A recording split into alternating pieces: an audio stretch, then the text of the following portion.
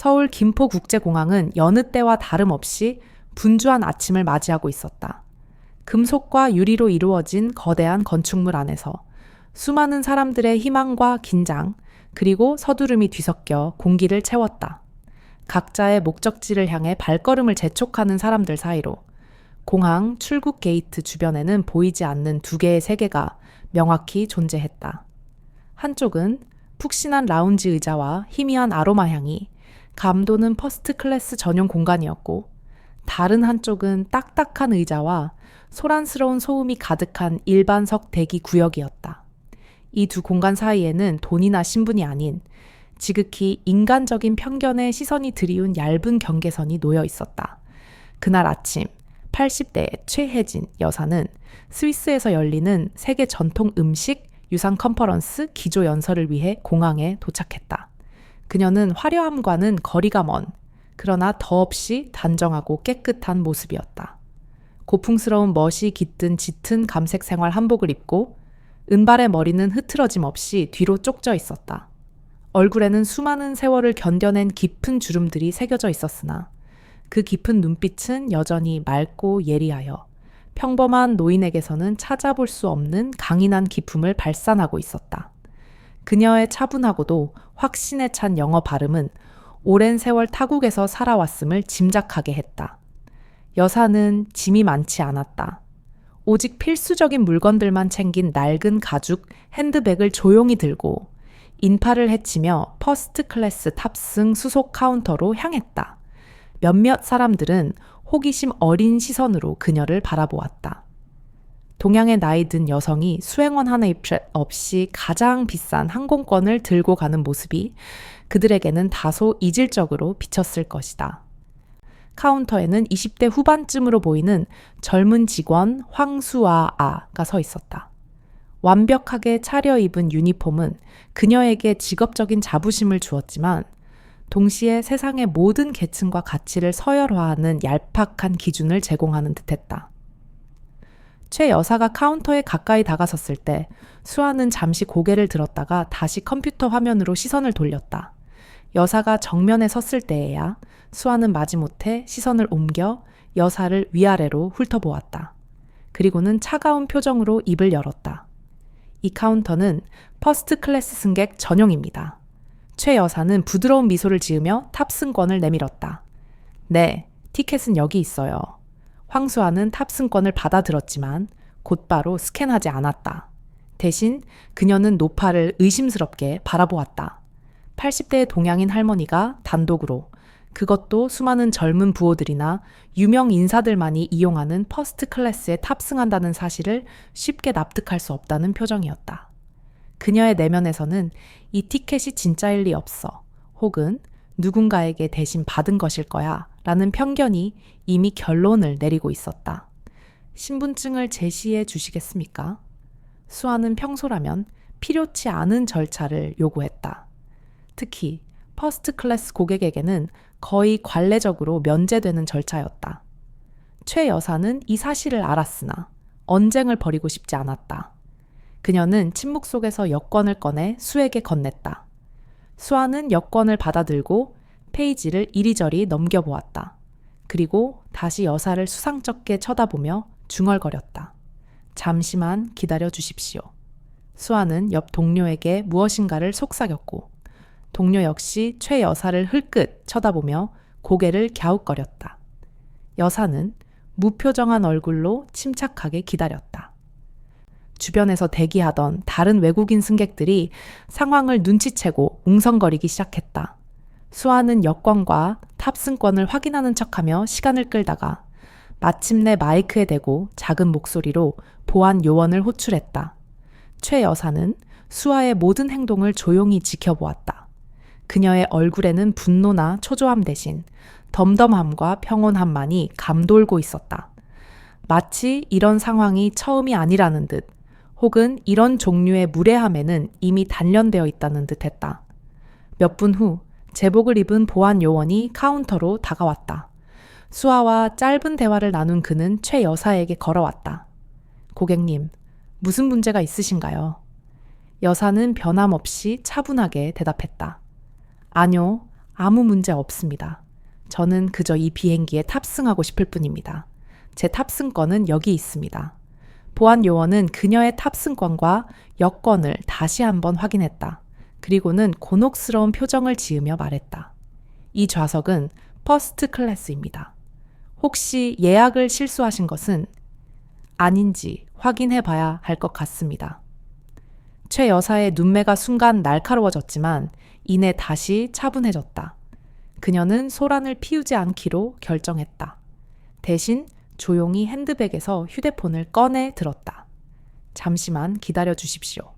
그녀는 번호를 눌렀고 몇 초 후 전화가 연결되자 차분하지만 주변 사람들이 들을 수 있도록 또렷하게 말했다. 은지야, 나 혜진이다. 지금 김포공항 게이트인데 확인 절차에 문제가 좀 생겼어. 응? 퍼스트 클래스 탑승권 문제 때문에.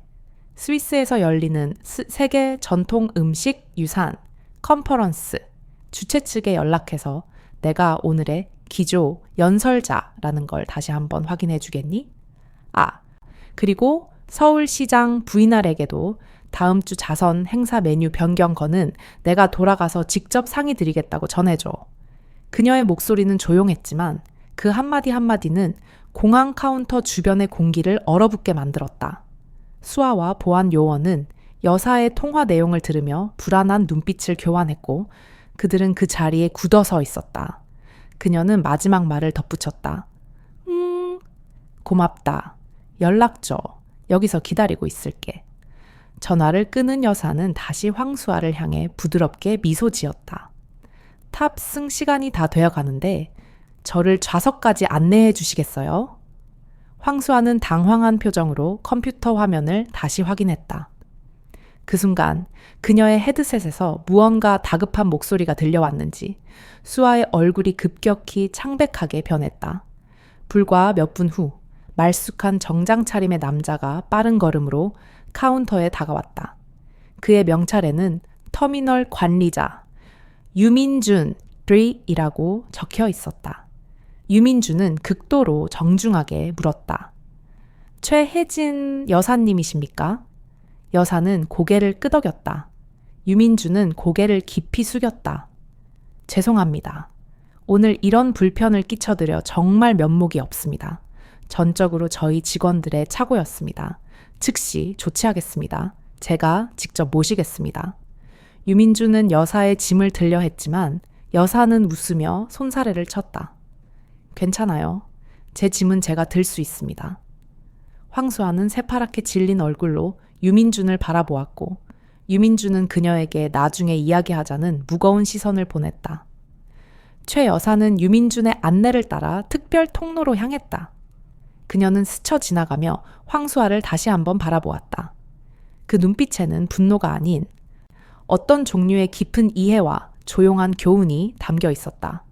주변의 승객들은 놀란 표정으로 이 모든 상황을 지켜보았다. 유민준은 탑승교까지 여사를 안내하며 연신 사과했다. 정말 죄송합니다. 최 여사님. 본사에서도 연락을 받고 크게 놀랐습니다. 다시는 이런 일이 발생하지 않도록 최 여사는 온화하게 웃으며 그의 말을 잘랐다. 괜찮습니다. 사람은 누구나 실수하죠. 중요한 건 그 실수에서 무엇을 배우느냐 하는 것입니다.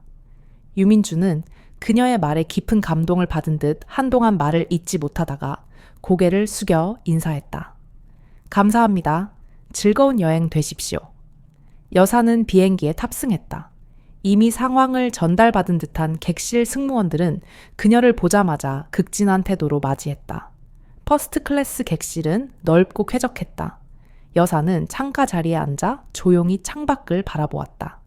이착륙을 준비하는 활주로의 분주함과 멀리 보이는 서울의 스카이라인. 그녀는 깊은 한숨을 내쉬었다. 화가 난 것은 아니었다. 그저 피로했다. 이런 종류의 편견과 차별은 그녀의 기나긴 인생 여정에서 너무나도 익숙한 그림자였기 때문이다. 젊었을 때는 분노했고 중년에는 실망했지만 이제 그녀는 이런 상황에 어떻게 대처해야 하는지 알고 있었다. 그녀의 방식대로 품위 있고 조용하게. 비행기가 이륙 준비를 하는 동안 여사는 잠시 후 있을 스위스 컨퍼런스에서의 연설을 생각했다. 엔진 소리가 점점 커졌다. 여사는 안전벨트를 매고 다가올 여정에 스스로를 맡겼다. 그녀의 얼굴에는 잔잔한 미소가 떠올라 있었다. 최혜진 여사의 이 짧고도 강렬했던 순간은 단순한 항공기 탑승 절차가 아니었다. 그것은 80년 삶의 연륜과 성취, 그리고 인내심이 편협한 세상의 잣대를 단숨에 무너뜨린 조용하면서도 가장 강력한 승리였다. 하지만 이 승리의 순간 여사는 아직 알지 못했다. 그녀의 옆자리에 앉을 승객이 40년 전 그녀의 작은 친절이 낳은 놀라운 인연의 씨앗다이며 이 여행이 그녀의 삶에 또 한 번의 거대한 반전을 가져올 것이라는 사실을 비행기가 활주로를 박차고 힘차게 하늘로 솟아오르자 바깥의 풍경은 점차 희미해지고 끝없는 구름과 푸른 하늘만이 시야를 가득 채웠다. 퍼스트 클래스의 넓고 안락한 좌석에 몸을 기댄 최혜진 여사는 깊은 숨을 내쉬었다. 공항에서의 불쾌했던 기억은 희미한 안개처럼 그녀의 마음에서 서서히 거쳐나갔다. 좁은 문을 통과할 때 겪었던 짧은 굴욕은 이미 오래된 일인 양 느껴졌다. 창밖으로 펼쳐진 구름 위의 하늘은 마치 다른 세상 같았다. 여사는 이 평화로운 공간 속에서 이제 곧 스위스에서 펼쳐질 강견의 내용을 차분하게 되짚어 보았다. 얼마 후 객실 승무원들이 음료 서비스를 시작했다. 여사는 따뜻한 녹차 한 잔을 받았다. 비행기가 안전고도에 접어들었을 무렵 문득 누군가 그녀의 옆 좌석으로 다가와 조심스럽게 말을 걸었다. 50대 초반으로 보이는 중년의 신사였다. 그는 완벽하게 재단된 차콜 그레이 색상의 쓰리피스 수트를 입고 있었으며 단정하고 세련된 외모에서는 성공적인 사업가의 분위기가 물씬 풍겼다. 그러나 그의 눈빛에는 지적인 예리함 외에 무언가 깊은 사색의 그림자가 깃들어 있었다. 실례합니다. 신사가 공손하게 인사했다. 잠시 이야기를 나눠도 될까요? 여사는 고개를 들고 그를 바라보았다. 아, 네. 안녕하세요. 그녀는 부드럽게 대답했다. 신사는 옆자리에 앉아 잠시 동안 여사를 응시했다. 그의 눈에는 단순한 호기심을 넘어선 어떤 망설임과 복잡한 감정이 섞여 있는 듯했다.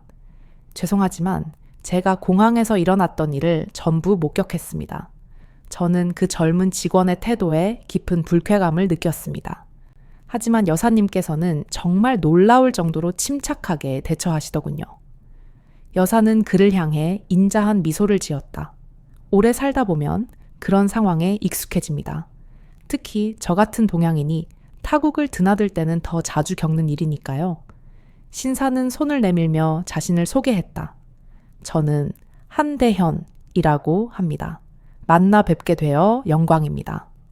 여사는 가볍게 그의 손을 잡았다. 최혜진입니다. 한 선생님을 뵙게 되어 저도 기쁩니다. 한대현은 잠시 침묵을 지키다가 다시 말을 이었다. 평소에는 비행 중에 다른 승객에게 말을 걸지 않으려 노력합니다만 오늘은 예외로 해야겠다고 생각했습니다. 그 젊은 직원의 행동은 정말 용납할 수 없었습니다. 최 여사는 따뜻한 녹차를 한 모금 마신 후 답했다. 세상에는 아직 배워야 할 것이 많은 사람들이 있습니다. 저는 그들을 비난하기보다 이해하려고 노력합니다. 화를 내는 것은 에너지를 낭비하는 일일 뿐입니다. 그녀의 목소리에는 흔들림 없는 인생관이 담겨 있었다. 그리고 그런 행동은 오히려 상대방의 편견을 강화시킬 뿐이죠. 만약 제가 소리를 질렀다면 그들에게는 감정적인 동양인 여성이라는 인식만 심어주게 될 테니까요. 한대현은 깊이 감명받은 듯 고개를 끄덕였다. 정말 훌륭한 마음가짐이십니다. 대부분의 사람들은 그런 상황에서 화를 내거나 소란을 피웠을 겁니다. 그는 잠시 생각에 잠긴 후 화제를 돌렸다. 실례가 안 된다면 스위스에는 어떤 일로 가시는지 여쭤봐도 될까요? 저는 세계 전통 음식 유산 컨퍼런스에 기조 연설을 하러 갑니다. 여사가 담담하게 답했다. 한국의 전통 발효 음식인 김치와 고추장, 그리고 간장이 현대 요리에 어떤 영향을 미치는지에 대해 이야기할 예정입니다. 한대연의 눈빛이 갑자기 빛났다. 요리에 조예가 깊으시군요. 여사는 미소 지었다. 네, 저는 평생을 음식과 함께 했습니다. 서울에서 작은 한정식 식당을 운영했었죠. 한대현은 조심스럽게 물었다. 혹시 서울 종로구 익선동 쪽에 식당을 운영하셨던 적이 있으십니까? 최 여사는 눈을 크게 떴다. 그녀의 기억 속 깊은 곳에서 어떤 오래된 영상이 되살아나는 듯했다. 그래요? 70년대 익선동의 좁은 골목에서 뿌리식당이라는 작은 한식당을 시작했습니다. 한대현은 자리에서 몸을 돌려 여사를 더 잘 보이도록 자세를 고쳐 앉았다. 믿을 수 없습니다. 여사는 그가 보이는 특별한 반응에서 무언가 남다른 것을 감지했다. 한대현은 깊게 숨을 들이마시며 진지한 표정으로 대답했다. 제 인생을 바꾼 것이 바로 그 한식당이었습니다. 여사는 그를 찬찬히 관찰했다.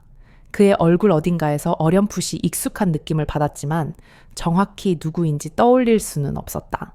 한대현은 마치 회고록을 읽어내려 가듯 말을 이어갔다. 제가 20대 초반이었을 때 인생에서 가장 힘든 시기를 보내고 있었습니다. 대학을 중퇴하고 일자리도 없이 사실상 노숙자 신세였죠.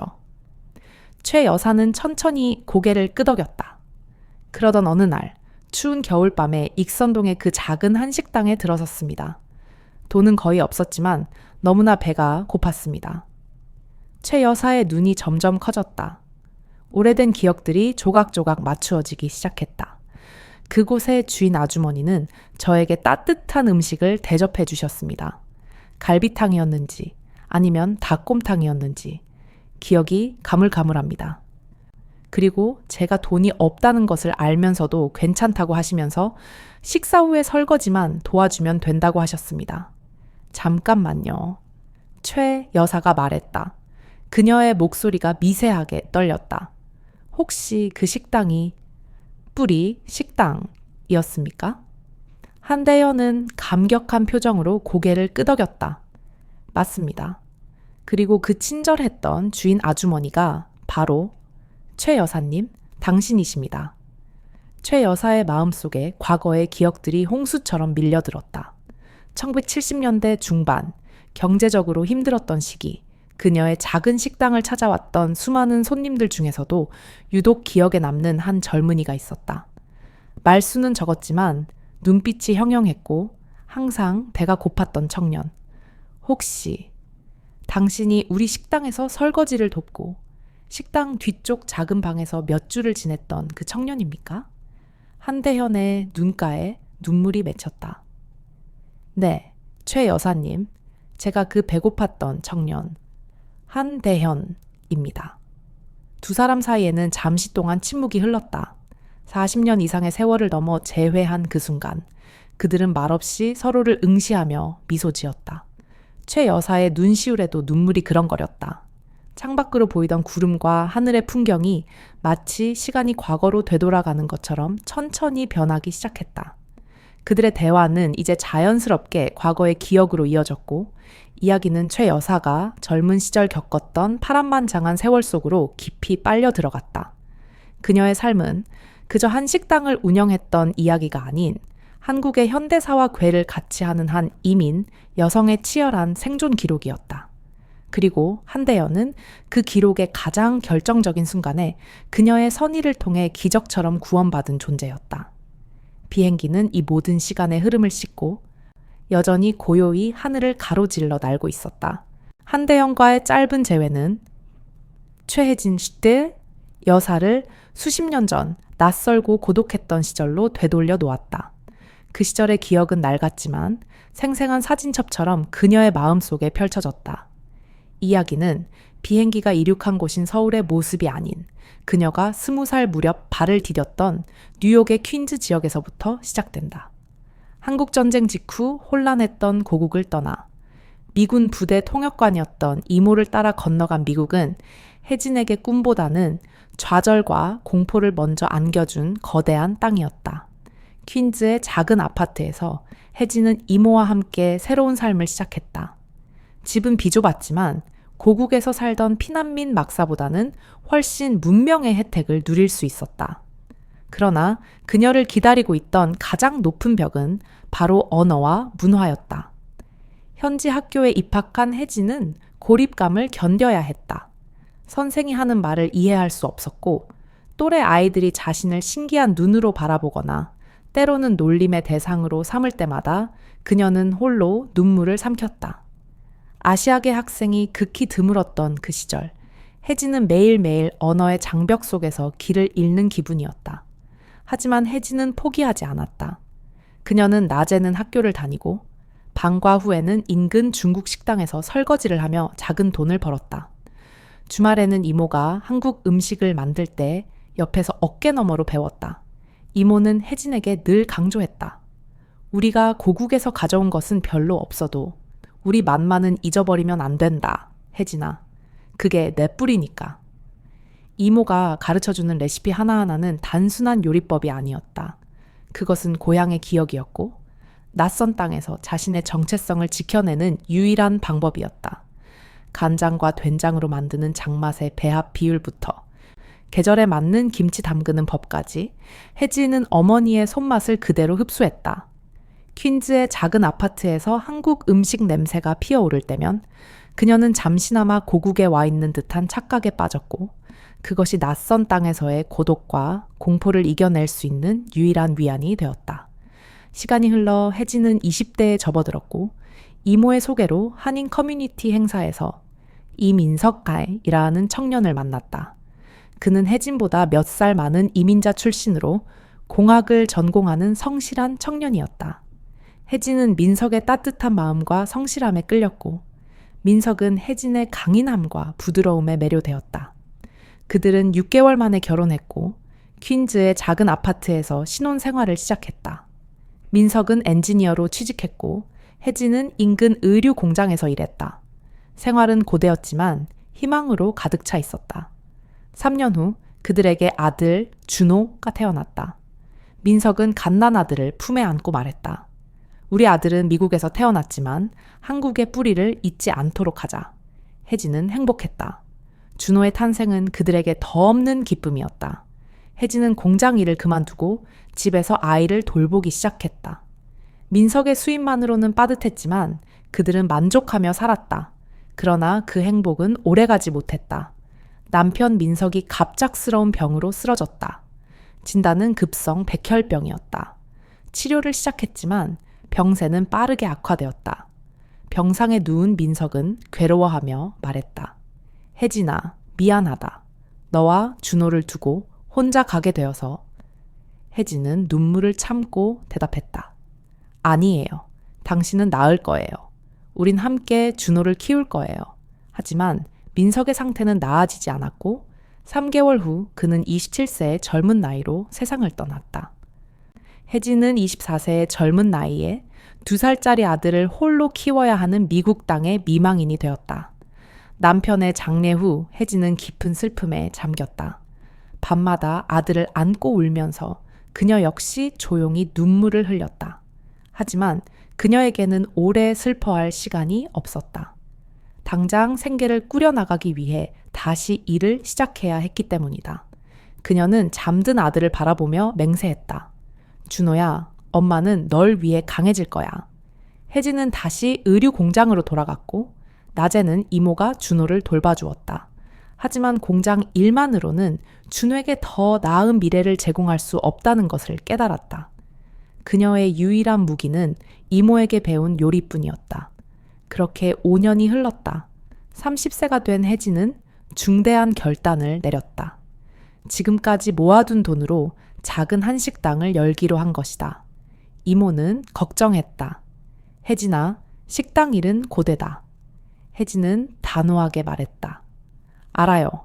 하지만 이것이 제가 준에게 해줄 수 있는 최선입니다. 저에게는 이모에게 배운 이 맛, 바로 우리 뿌리가 있어요.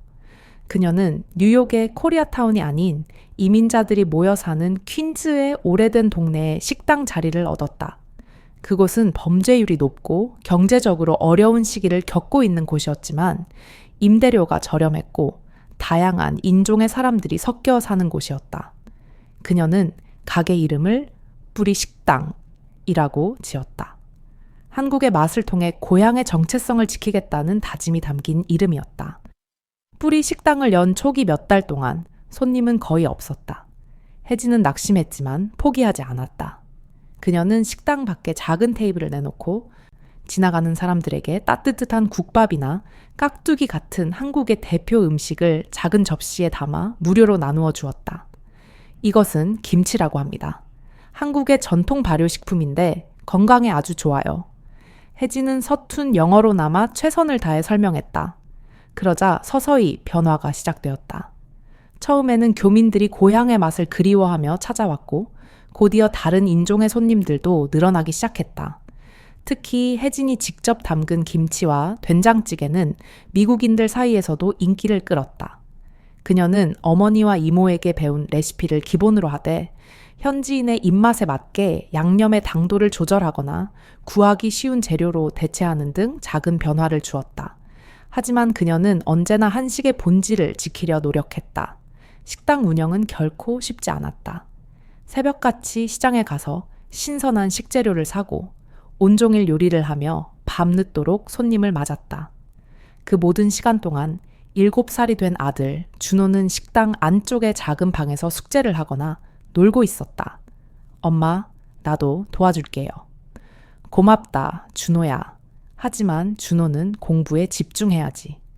혜진은 아들의 머리를 쓰다듬으며 대답했다. 뿌리 식당을 연 지 6개월 후 혜진은 첫 번째 큰 어려움에 직면했다. 근처에서 강도 사건이 빈번하게 발생했고 뿌리 식당 역시 2번이나 강도를 맞았다.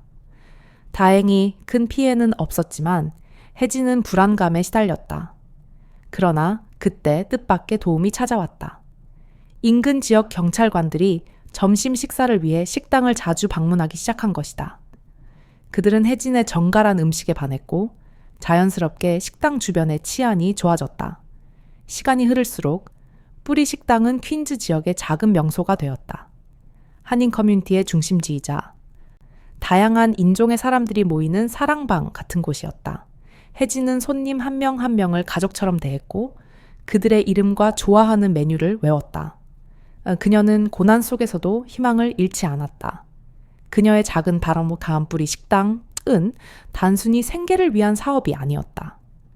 그것은 아들에게 더 나은 미래를 선사하고자 했던 그녀의 꿈이자 한국의 맛과 문화를 미국 사회에 소개하는 작은 창구였으며 힘든 사람들에게 따뜻한 정을 나누는 그녀만의 방식이었다. 그리고 바로 그 희망과 전기 넘치던 겨울 어느 날 가게 문을 열고 한대현이라는 이름의 배고픈 청년이 들어섰던 것이다. 그의 등장은 혜진의 삶을 또 다른 거대한 운명의 소용돌이로 이끌 첫걸음이었다. 1995년 겨울 뉴욕의 퀸즈 지역은 경기 침체와 실업률 급증으로 유난히 혹독한 추위를 겪고 있었다. 거리에는 일자리를 찾지 못한 젊은이들이 방황했고 특히 대학을 중퇴하고 학자금 대출 부담만 아는 채 미래를 기약할 수 없는 청년들의 상황은 더욱 절망적이었다. 희망과 좌절이 교차하던 그 해, 겨울 최혜진, 여사가 운영하는 작은 뿌리 식당 문이 열리고 한 청년이 들어섰다. 20대 초반으로 보이는 그는 앙상한 몸집에 누추한 옷차림이었다. 며칠 동안 면도조차 하지 못한 듯 지친 기색과 배고픔의 흔적이 얼굴에 역력했다. 그는 주머니를 뒤적여 몇 개의 동전을 꺼내 보이며 망설이는 목소리로 물었다. 이 돈으로 살 수 있는 음식이 있을까요? 혜진 여사는 그 청년을 찬찬히 관찰했다. 그의 눈빛에는 절망과 함께 아직 꺼지지 않은 희미한 불꽃 같은 것이 보였다. 혜진은 그 동전들을 보지 않고 따뜻하게 미소 지었다. 어서 오세요. 앉으세요. 오늘은 특별 메뉴가 있습니다. 청년은 잠시 머뭇거리다가 창가 자리에 앉았다.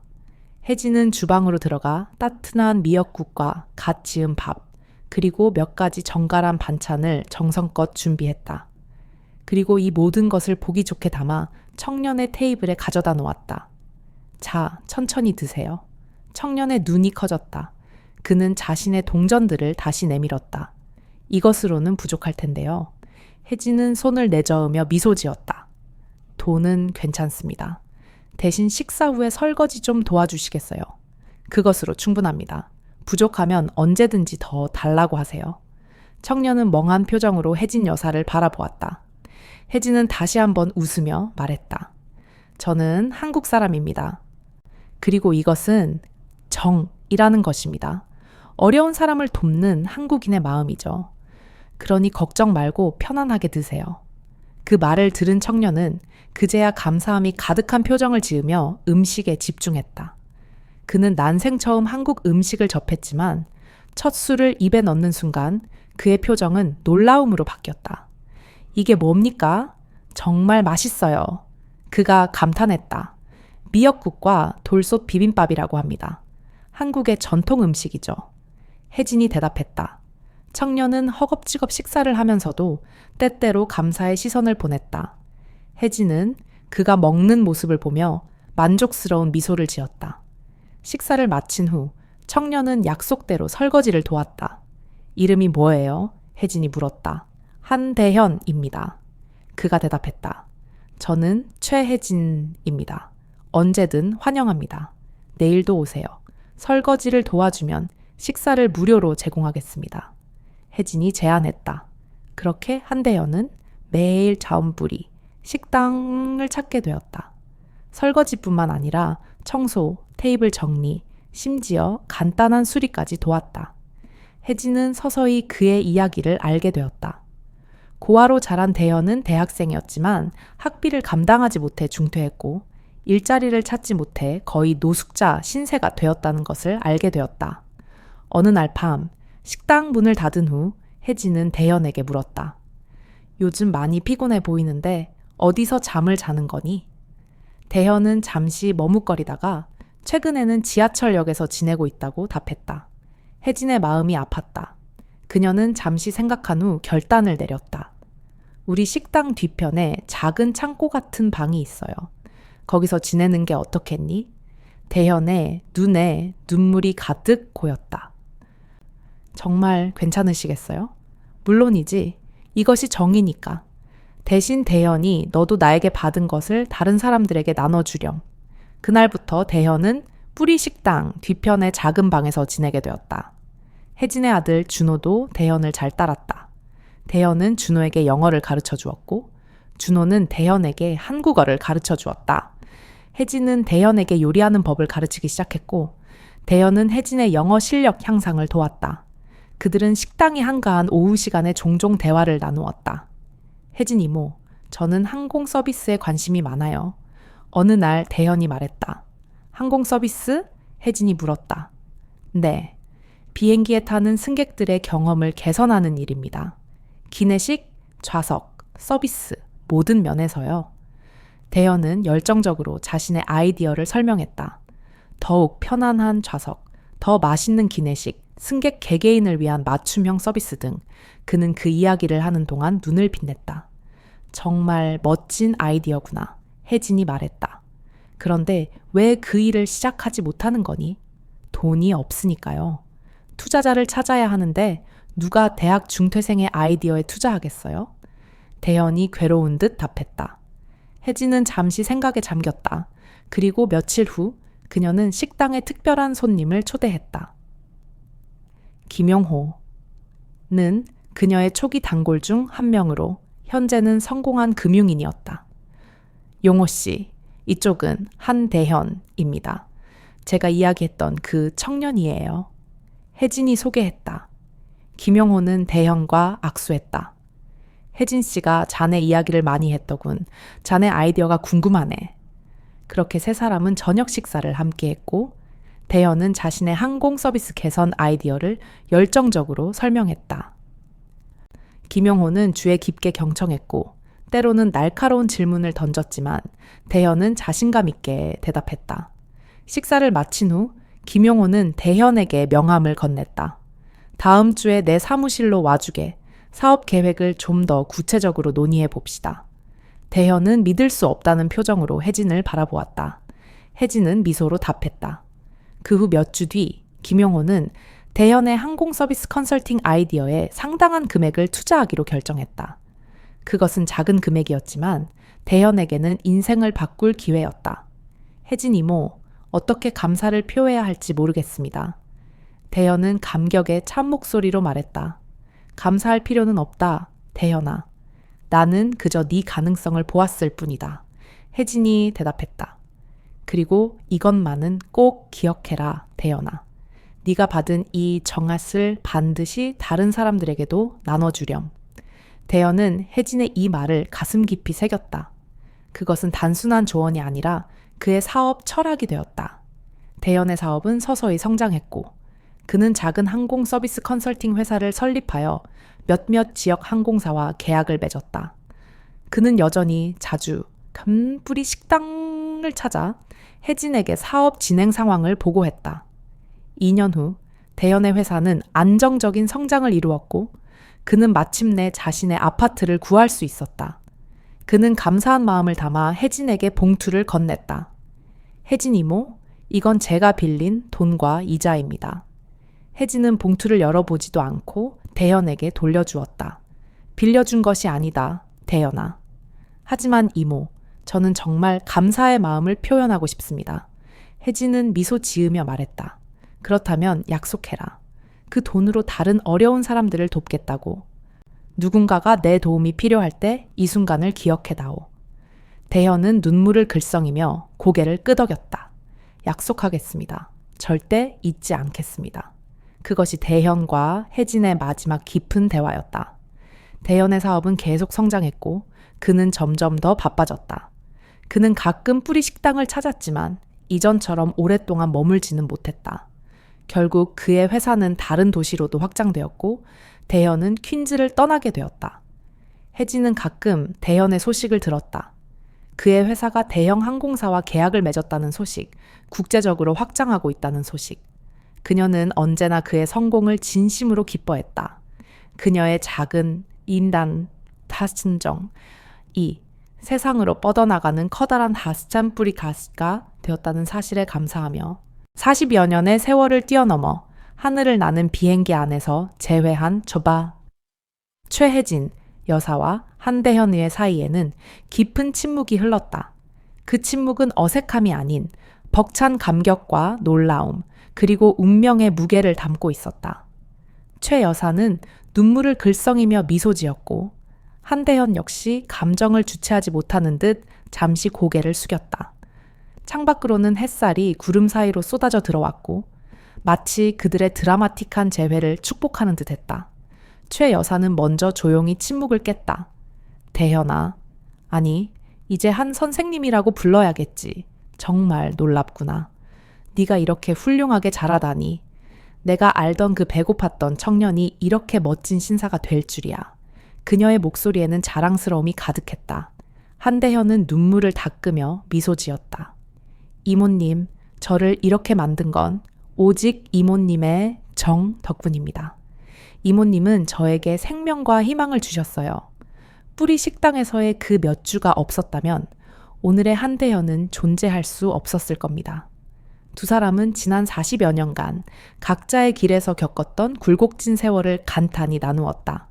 혜진 여사는 뿌리 식당이 혜진의 유산미라는 이름으로 성공적으로 확장되어 뉴욕 교포 사회를 넘어 주류 사회에서도 인정받는 한식 브랜드가 되었음을 이야기했다.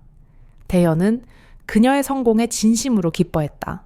그리고 문득 혜진 여사는 파트 뒤에서 잠시 멈췄던 궁금증을 다시 떠올렸다. 그녀는 한대현을 위아래로 훑어보았다. 완벽한 수트 차림과 여유로운 태도는 분명 평범한 성공과는 거리가 멀었다. 그녀는 조심스럽게 물었다.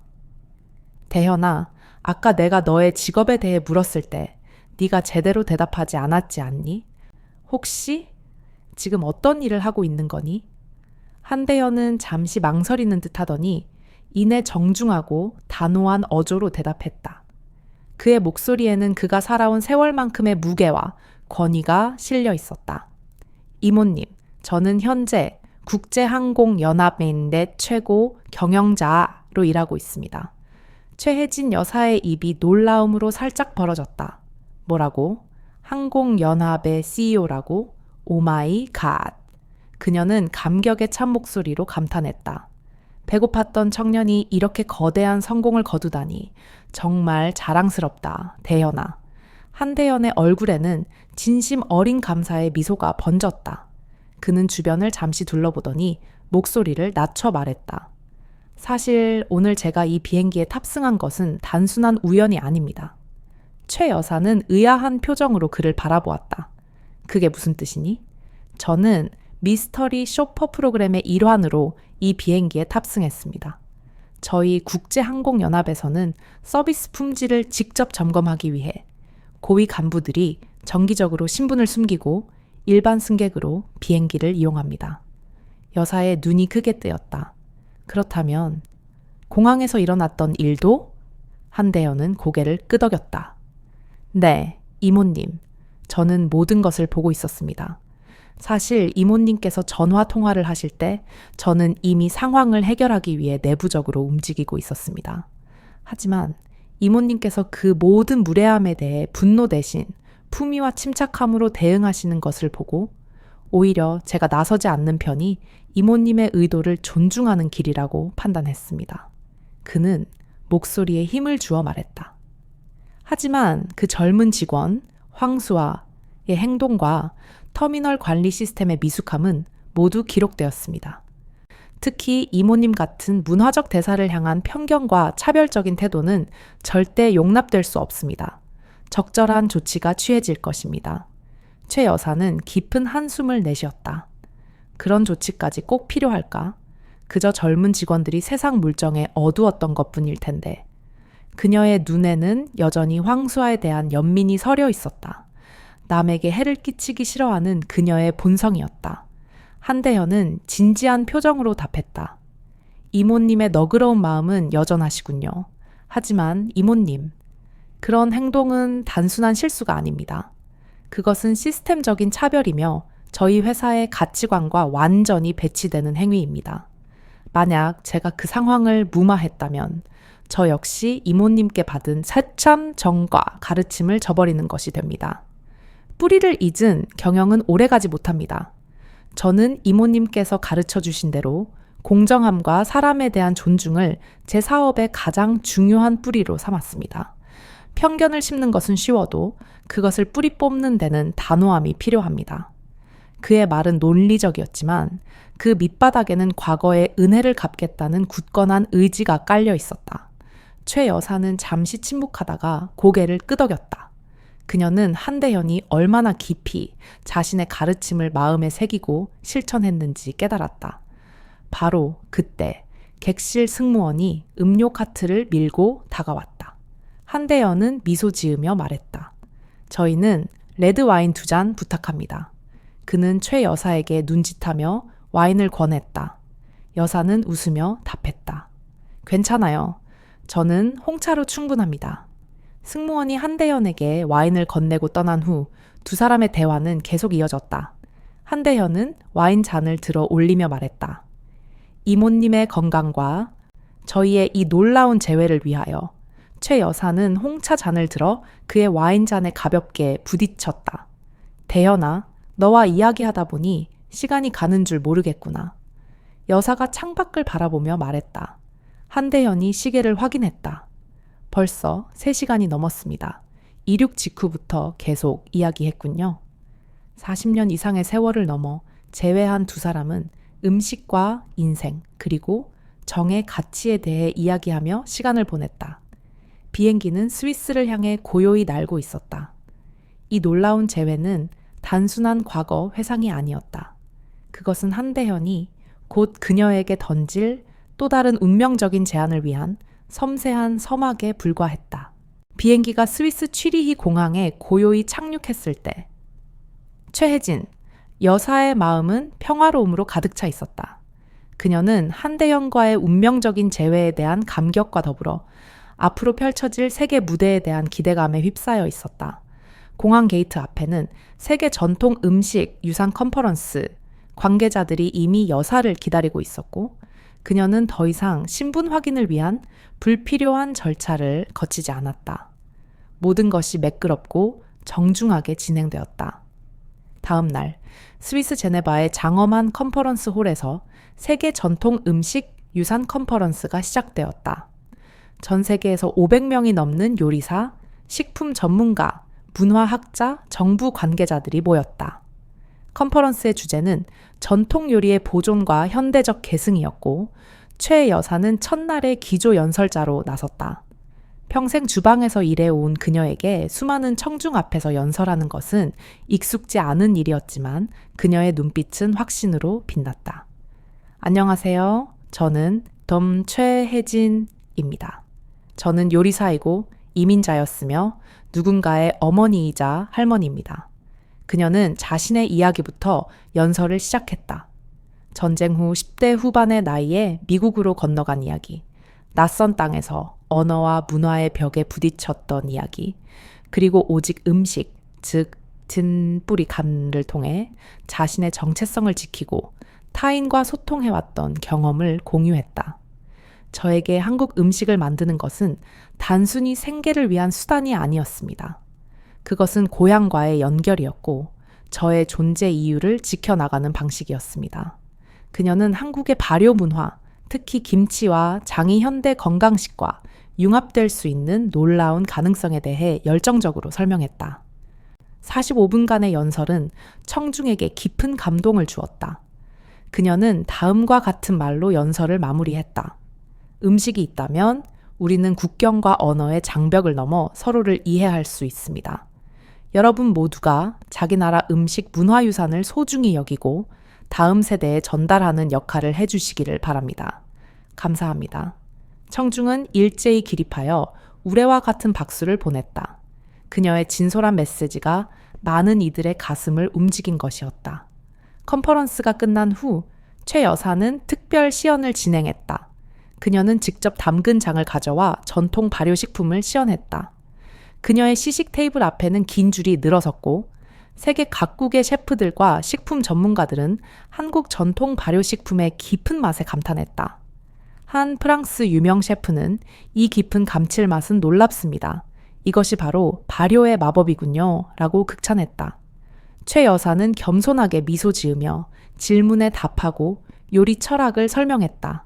그렇게 일주일이 흘렀다. 최 여사는 김포로 돌아가기 위해 호텔 방에서 짐을 꾸리고 있었다. 창밖으로는 스위스의 평화로운 풍경이 펼쳐져 있었다. 컨퍼런스는 예상을 뛰어넘는 대성공이었다. 그녀의 강연과 시연은 수많은 미디어의 주목을 받았고 각국의 요리 학교와 문화기관에서 초청 제의가 쇄도했다. 그녀는 문득 혼잣말처럼 중얼거렸다. 이모님도 이런 날이 올 줄은 상상도 못하셨겠지. 그녀는 자신을 미국으로 데려갔던 이모의 용기 있는 결단이 오늘의 자신을 만들었음을 되새겼다. 일주일간의 컨퍼런스 일정을 마치고 최 여사는 김포로 돌아가기 위해 취리 공항에 도착했다. 호텔 차량이 공항 입구에 멈추자 한 공항 직원이 다가와 정중하게 인사했다. 최혜진 여사님, 환영합니다. 체크인을 도와드리겠습니다. 여사는 의아한 표정을 지었다. 그녀는 이런 특별한 의전을 요청한 적이 없었다. 고맙습니다만 제 이름을 어떻게 아십니까? 직원은 미소 지으며 답했다. 공항 측에서 사전에 안내가 있었습니다. 오늘은 특별히 여사님의 탑승을 지원하기 위해 대기하고 있었습니다. 그는 여사의 짐을 받아 전용 체크인 카운터로 안내했다. 체크인을 마친 후 여사는 VIP 라운지로 안내되었다. 라운지에 들어서자 우아한 공간에 고급 다과와 편안한 좌석이 마련되어 있었다. 여사가 자리에 앉자 한 여성 매니저가 다가왔다.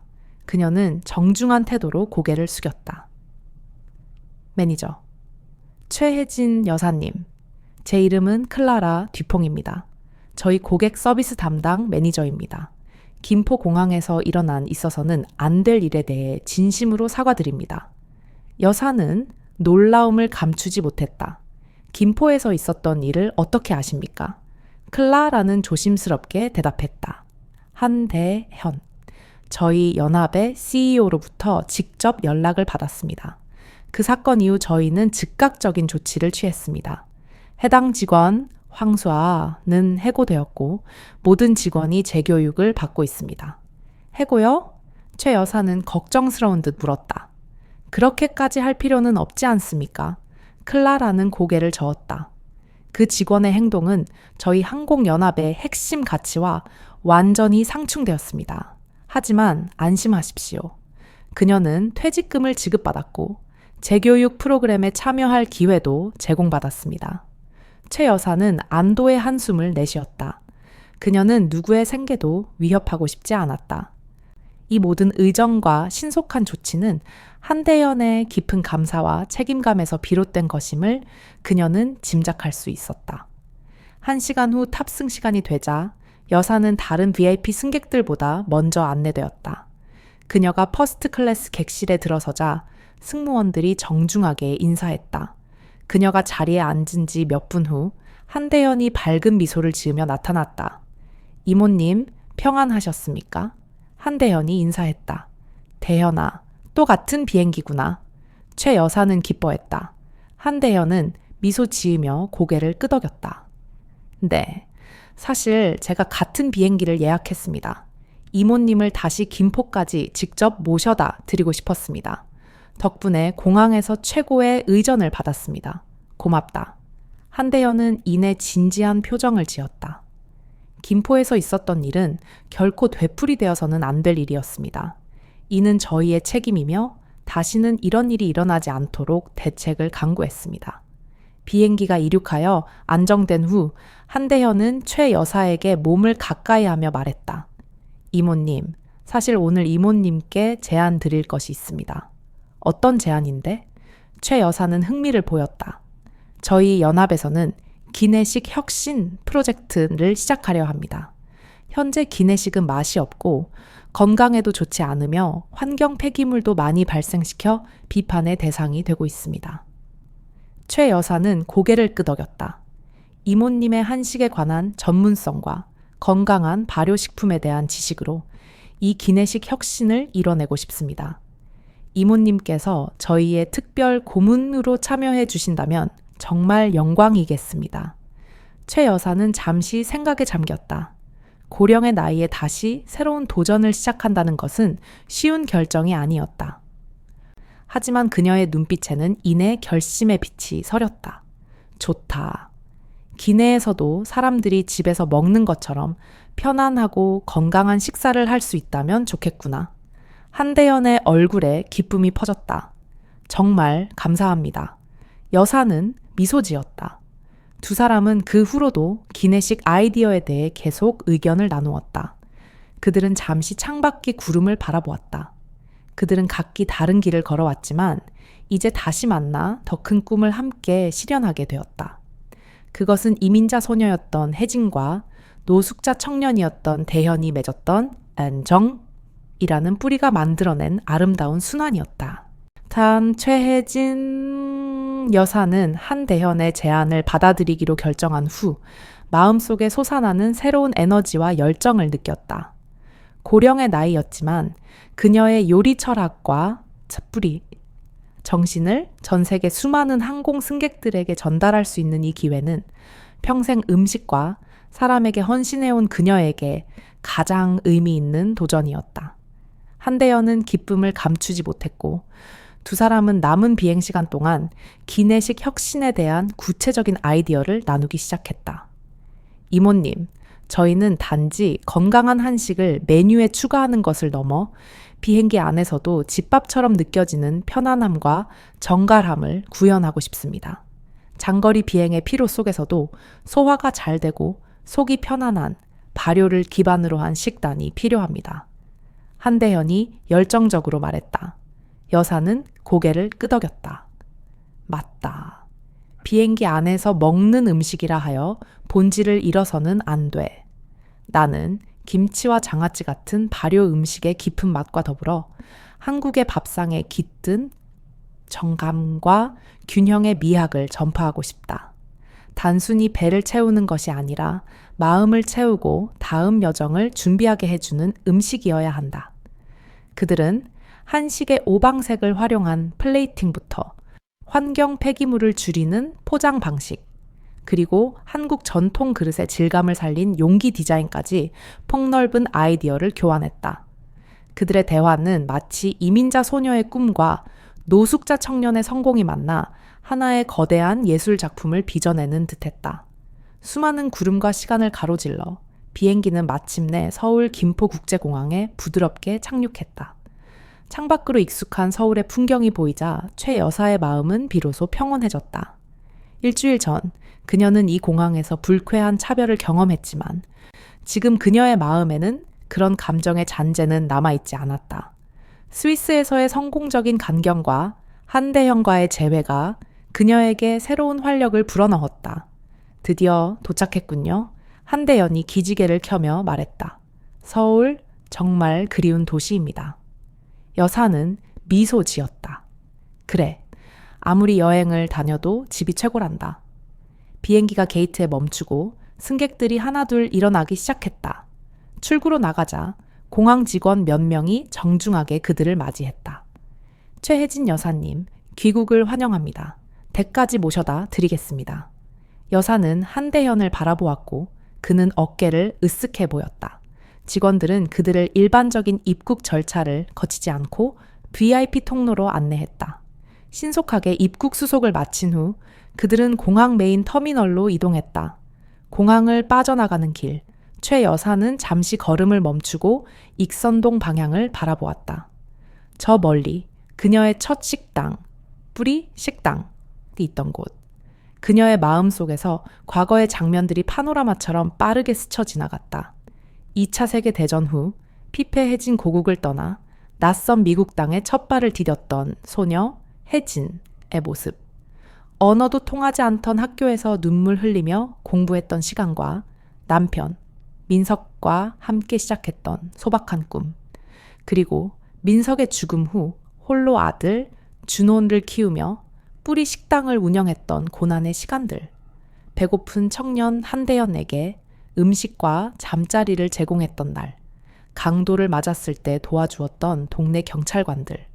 아들 준호가 요리 학교를 졸업하고 혜진의 유산에 합류했을 때의 벅찬 자랑스러움. 그리고 텔레비전과 책을 통해 한식을 전 세계에 알리게 된 만년의 충족감까지. 최혜진 여사의 삶은 전쟁 난민에서 이민자가 되고 마침내 전 세계적인 문화 대사가 되기까지의 경이로운 여정이었다. 모든 어려움과 도전, 그리고 작은 승리들이 오늘의 그녀를 만들어냈다. 그리고 그 모든 것의 중심에는 한 그릇의 따뜻한 국밥에 담았던 그녀의 정이 있었다. 그 정은 다시 돌아와 그녀를 지켰고 그녀의 꿈을 더 큰 무대로 이끌었다. 한대현이 조심스럽게 물었다. 이모님, 괜찮으십니까? 여사는 깊은 사색에서 돌아와 미소 지었다. 그녀의 눈빛에는 평온함과 지혜가 가득했다. 그래, 괜찮다. 대현아, 그저 내가 살아온 길을 되돌아보고 있었다. 이모님은 정말 훌륭한 삶을 살아오셨습니다. 한대현이 진심으로 말했다. 그들은 공항을 빠져나와 댁으로 향하는 차량에 올라탔다. 최 여사는 창밖으로 활기찬 서울의 모습을 바라보았다. 마음속으로 그녀는 이모에게, 남편에게, 그리고 그녀의 삶에 영향을 준 모든 사람들에게 감사를 표했다. 차량이 서울 도심을 향해 달리는 동안 최 여사의 얼굴에는 겸손한 미소가 떠올랐다. 그녀는 한대현을 바라보며 말했다. 집에 도착하면 내가 너를 위해 따뜻한 미역국 한 그릇을 끓여줄게. 40년 전에 먹었던 그 정기 담긴 국처럼. 한대현의 눈가가 다시 촉촉해졌다. 그는 환하게 웃으며 대답했다. 와, 드디어 세상에서 가장 맛있는 맛을 다시 맛볼 수 있겠군요. 최 여사는 따뜻하게 웃었다. 음식은 여전히 그녀가 사랑과 감사를 표현하는 가장 좋은 방법이었다. 그리고 그것은 국제항공연합의 특별 고문단이 된 후에도 또 앞으로도 변치 않을 그녀의 뿌리하스제였다. 그녀와 한대현의 이야기는 한 번의 선의가 어떻게 세대를 넘어, 국경을 넘어, 그리고 편견을 넘어 거대한 운명의 아름다운 순환을 완성하는지를 보여주는 증거로 남을 것이었다. 리무진이 서울 도심을 가르며 최혜진 여사의 자택 앞에 멈춰 섰을 때 긴 여정의 피로감 대신 벅찬 충족감이 여사를 감쌌다. 한대현은 여사가 집 안으로 들어서는 것을 확인하고서야 발걸음을 돌리려 했다. 그러나 여사는 그를 붙잡았다. 대현아, 그냥 갈 생각은 말거라. 아까 약속했지. 내가 너에게 40년 전에 그 정이 담긴 미역국을 끓여주겠다고. 한대현은 감동에 젖은 미소를 지었다. 이모님께서 끓여주시는 미역국이라니 이 세상 어떤 퍼스트 클래스 기내식보다 귀한 만찬일 겁니다. 여사는 아들 준호와 손자에게 한대현을 소개했고 그들은 놀라움과 기쁨이 교차하는 표정으로 이 거대한 인연의 고리를 확인했다. 여사는 곧바로 주방으로 향했다. 오랜만에 밟는 익숙한 주방 바닥이었지만 그녀의 손놀림은 여전히 빠르고 정확했다. 냄비에 쌀뜨물을 붓고 불린 미역과 한우 사태를 넣어 끓이는 동안 집 안에는 구수하고 따뜻한 냄새가 퍼졌다. 그 냄새는 퀸즈의 낡은 뿌리 식당에서 나던 냄새와 똑같았다. 수십 년의 세월이 흘렀고 식당의 이름은 혜진의 유산으로 바뀌었으며 그녀의 무대는 스위스의 간견장과 국제항공연합의 최고위직으로까지 확장되었지만 그녀의 요리, 즉 드뿌리만은 변하지 않았다. 잠시 후 정갈하게 차려진 밥상 앞에 두 사람이 마주 앉았다. 혜진 여사는 끓는 미역국을 한대현의 앞에 놓아주었다. 한대현은 국그릇을 두 손으로 감싸 안고 깊은 숨을 들이마셨다. 그의 눈가에 다시 촉촉하게 물기가 고였다. 이모님, 이 냄새 잊고 살았던 냄새입니다. 그는 천천히 미역국 한 술을 떴다. 짭조름하면서도 깊은 감칠맛이 그의 입안에 퍼졌다. 그것은 단순한 음식이 아니었다. 그것은 혹독한 추위와 절망 속에서 그를 구원했던 생명의 맛, 그리고 조건 없는 사랑의 맛이었다. 40년 전 퀸즈의 뒷방에서 눈물을 훔치던 청년 한대현과 현재 전 세계 항공산업을 이끄는 CEO 한대현이 그 한 그릇의 미역국 안에서 하나로 연결되는 순간이었다. 그날 밤의 식사는 단순한 재회가 아니었다. 그것은 과거의 은혜를 되새기고 미래의 거대한 도약을 조용히 선언하는 의식이었다. 그들은 음식을 통해 다시 한번 영혼의 언어를 나누었고 새로운 꿈을 위한 비전을 다듬었다. 다음 날 아침 국제항공연합. 본부에서는 이례적인 이사회가 열렸다. 한대현 CEO는 모두가 예상치 못한 인사를 소개했다. 오늘 이 자리에 저희 기내식 혁신 프로젝트의 특별 고문을 소개합니다. 바로 한국 전통 음식의 살아있는 유산이자 저희 연합의 새로운 철학을 제시해 주실 최혜진 여사님입니다. 회의실은 침묵으로 가득 찼다. 대다수의 임원들은 80세 전통 한식 요리사가 최첨단 항공 서비스의 혁신을 이끌게 되리라는 사실에 충격과 동시에 의아함을 감추지 못했다. 그러나 한대현은 확신에 찬 목소리로 그들을 설득했다. 우리가 추구하는 것은 단순한 효율이 아닙니다.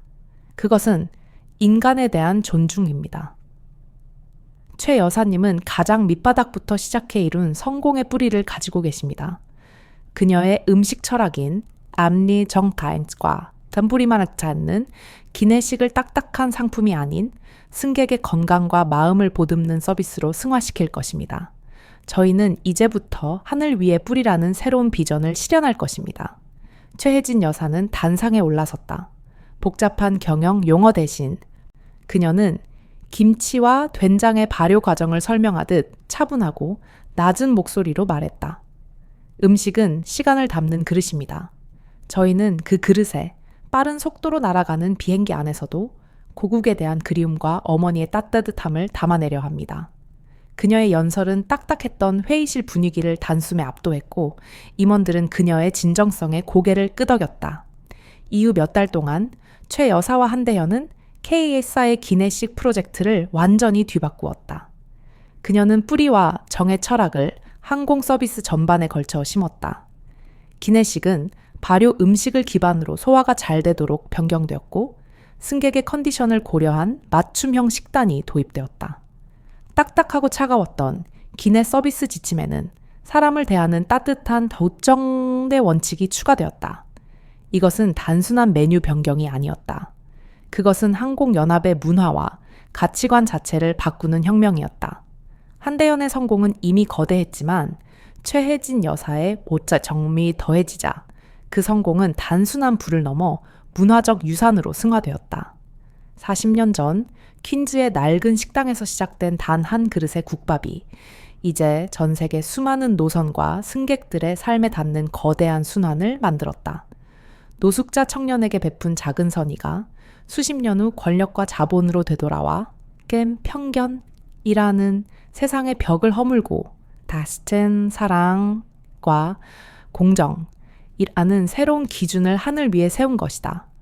그리고 마지막으로 김포공항에서 최 여사에게 무례했던 젊은 직원 황수아의 소식 역시 전해졌다. 한대현의 지시로 그녀는 해고되었지만 퇴직금과 함께 서비스 아카데미 재교육 과정에 참여할 기회를 얻었다.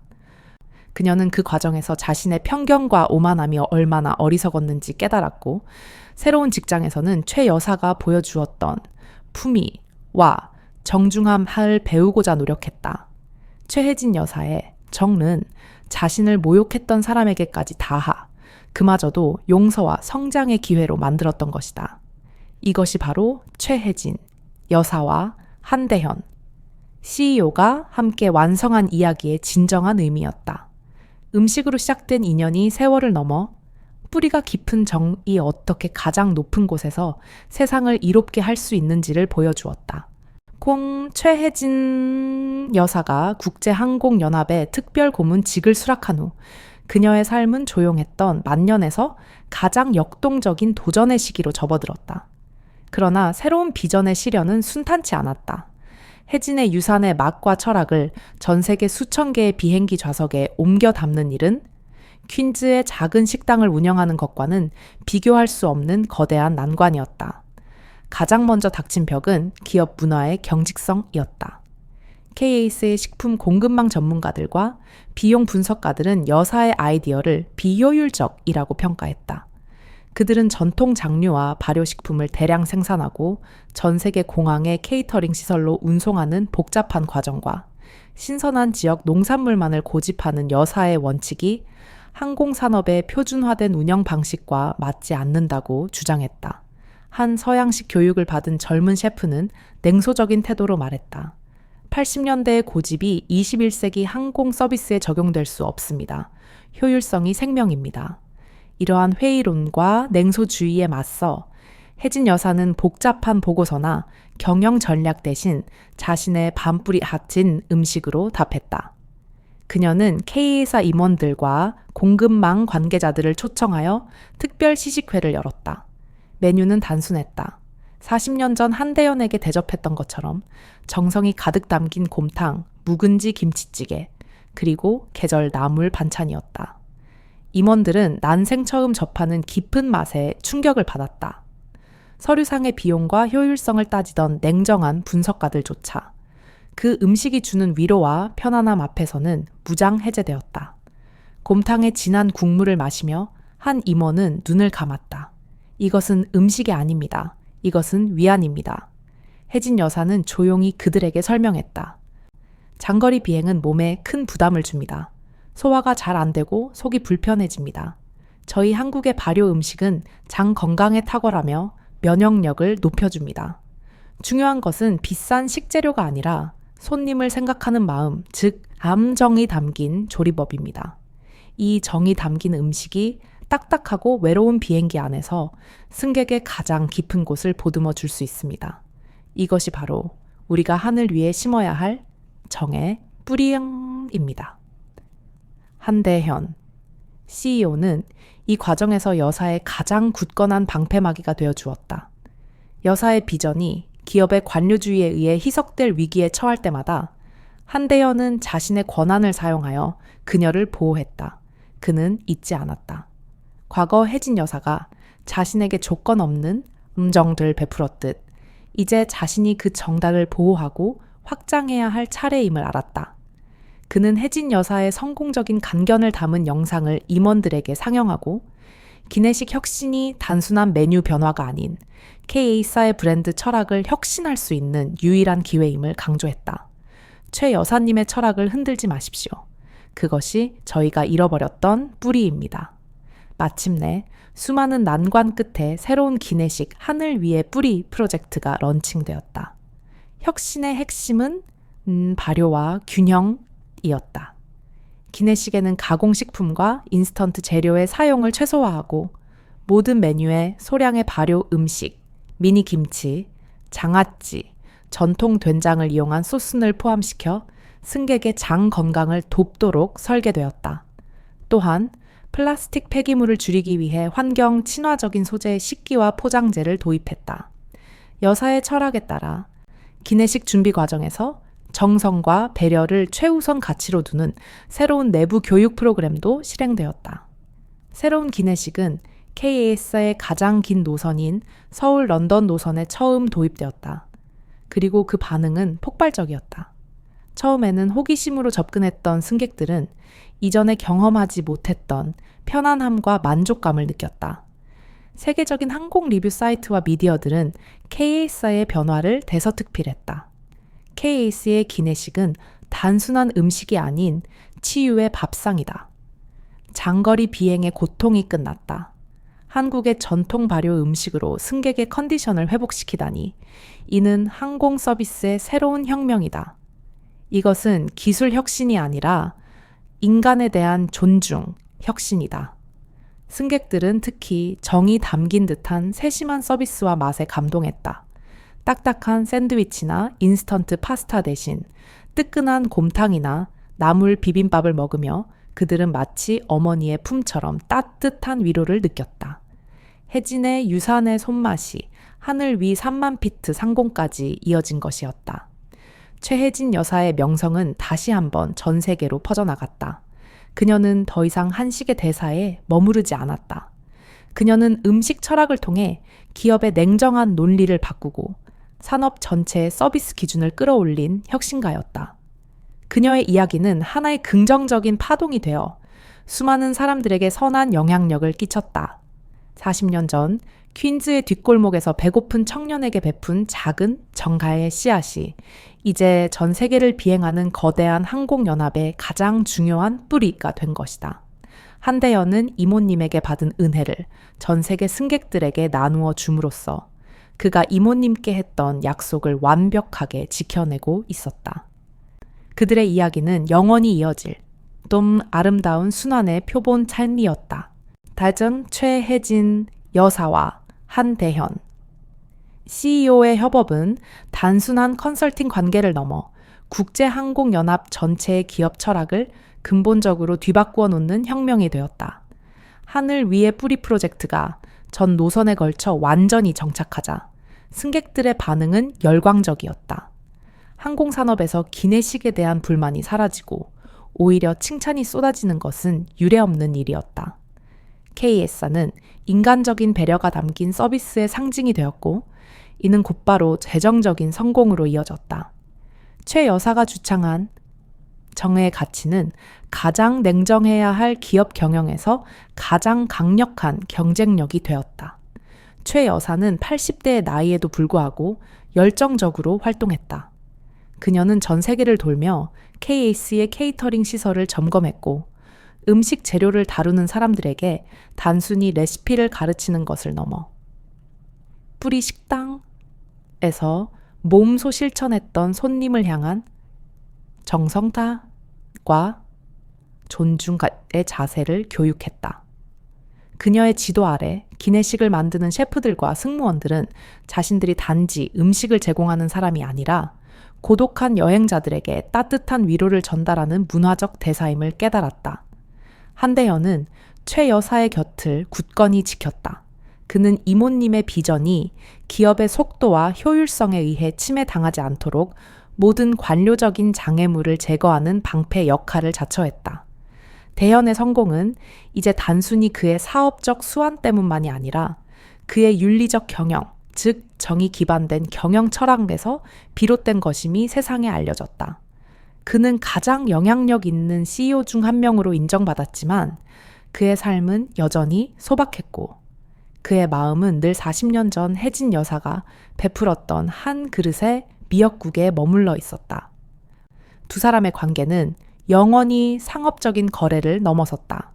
여사는 한대현이 바쁜 일정을 쪼개 김포로 돌아올 때마다 그를 위해 손수 밥상을 차려주었다. 그것은 화려한 혜진의 유산의 메뉴가 아닌 소박한 가정식이었다. 갓 지은 밥과 된장찌개, 그리고 정갈한 나물 반찬. 대연에게는 그것이 세상에서 가장 비싼 식사였다. 이모님, 이 찌개 맛은 절대 변하지 않는군요. 대연이 말했다. 여사는 미소 지었다. 사람의 뿌리 냄가 변하지 않는데 그 뿌리에서 나온 맛이 변해서야 되겠니? 음식은 곧 사람의 마음이니까. 그들의 이야기는 전 세계적으로 알려지며 많은 사람들에게 희망을 주었다. 공항에서 벌어진 작은 차별 사건이 한 기업의 문화와 전 세계 항공 서비스의 기준을 바꾸어 놓았다는 사실은 선의 파급력, 넌네에 대한 가장 강력한 증거가 되었다. 사람들은 더 이상 운명을 무작위의 사건들로 여기지 않았다. 최 여사의 이야기처럼 운명은 우리가 심은 의도와 행동의 본뿌리에서 자라나는 열매임을 깨달았다. 배고픈 청년을 위해 문을 열어준 순간 최혜진은 자신도 모르는 사이에 자신의 미래에 가장 거대한 투자를 하고 있었던 것이다. 최 여사는 90세를 바라보는 나이가 되었지만 그녀의 열정은 식지 않았다. 그녀는 이제 카사의 프로젝트를 아들, 준호코와 손자에게 물려주기 시작했다. 혜진의 유산다은 단순한 가족 사업을 넘어 한국의 문화적, 문뿌리말을 전 세계로 퍼뜨리는 사명이 되었다. 어느 날 저녁 한대연은 최 여사와 함께 그녀의 집 마루에 앉아 석양을 바라보았다. 마당에는 여사가 직접 심은 장독대가 나란히 놓여 있었다. 이모님, 때로는 생각합니다. 그때 만약 이모님이 저에게 밥 대신 돈을 주셨다면 혹은 저를 냉정하게 쫓아내셨다면 지금 이 모든 것이 존재했을까요? 대연이 물었다. 여사는 장독대 쪽을 바라보며 조용히 미소 지었다. 모든 일에는 때가 있는 법이다. 대연아. 너는 그때 가장 절실했고 나는 그때 나눌 정이 있었다. 그것이 운명이라면 운명이겠지. 하지만 나는 운명이 만들어지기 전에 우리가 그 씨앗을 심는다고 믿는다. 그들의 이야기는 두 사람이 마루에 나란히 앉아 석양을 바라보는 그 모습으로 영원히 이어졌다. 한 그릇의 국밥으로 시작된 인연이 세대를 넘어 편견을 넘어 전 세계를 덮는 거대한 사랑의 순환을 만들어낸 것이다. 최혜진 여사는 이 땅에 정감의 뿌리를 내렸고 한대연은 그 뿌리를 하늘 위로 펼쳐냈다. 그리고 그들의 유산은 비행기가 구름 사이를 지날 때마다 승객들의 지친 마음속에 따뜻한 위로움과 희망이라는 이름으로 영원히 기억될 것이다.